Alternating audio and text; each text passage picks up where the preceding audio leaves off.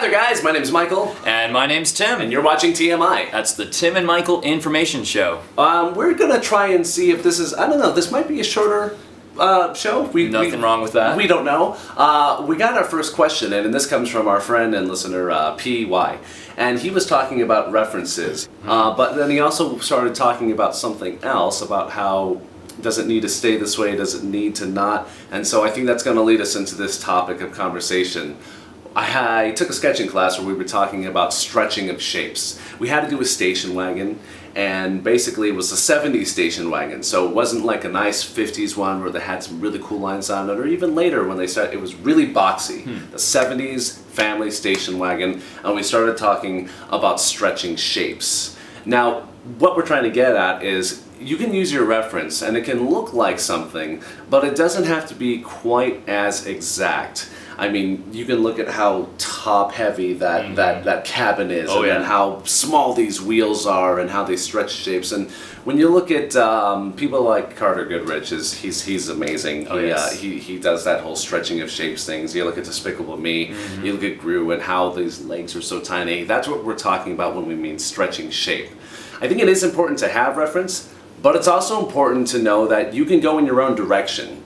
You can look at other things, and then you can say, well, I really want to take it here. One of the things that PY brought up is that he was watching a video on how this fish came up, and it was the bus. You heard the bus sounds, but you accepted that it was a fish. You know what I mean? So it doesn't have to be so exact. It doesn't have to always be what the reference says it's going to be. It can be completely opposite for all you know, and that's a really good exploration technique, actually.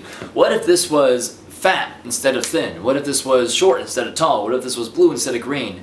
And really just going crazy with your ideas, because sometimes that's how you stumble upon something new.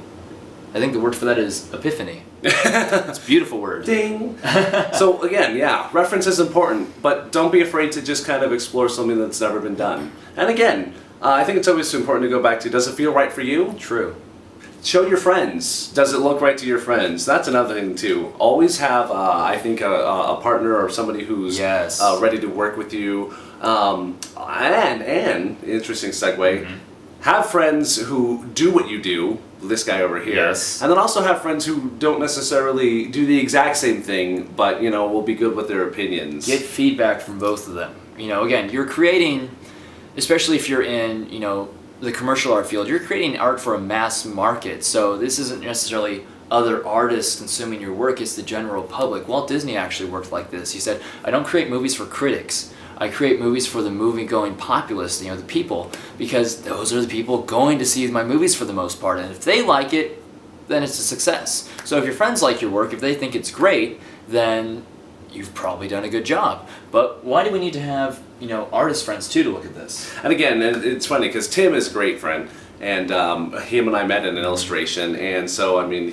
we get a lot of the drawing comp. But then again, I do theater, and as much as Tim is not a theatrical artist, I still have him come over, see some shows maybe. We just did that this week. Yeah, and you had some great critiques too. Because it always helps to have an outside view. A little biased and a little unbiased opinion mixed together is that's it. A little biased and a little unbiased opinion is not bad to have, as long as you're keeping the yin and yang healthy.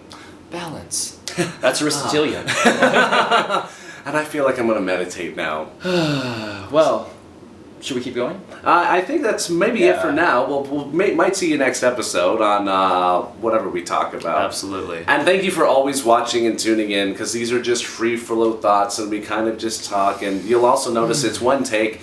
We don't really stop and say we're going to redo this, and it's just free flow. It's exploration. and maybe this is just the 10. If these first 10 episodes suck, if episode 11 really works out, if we're just getting the bad ones out of the way, mileage. Then I feel great. Then I feel awesome. That's when we can transition to that awesome set we talked about. Yes. All right. Okay. Well, let's end on a deep breath. Ready? 1, 2, 3. And thank you for tuning in. Thanks for watching.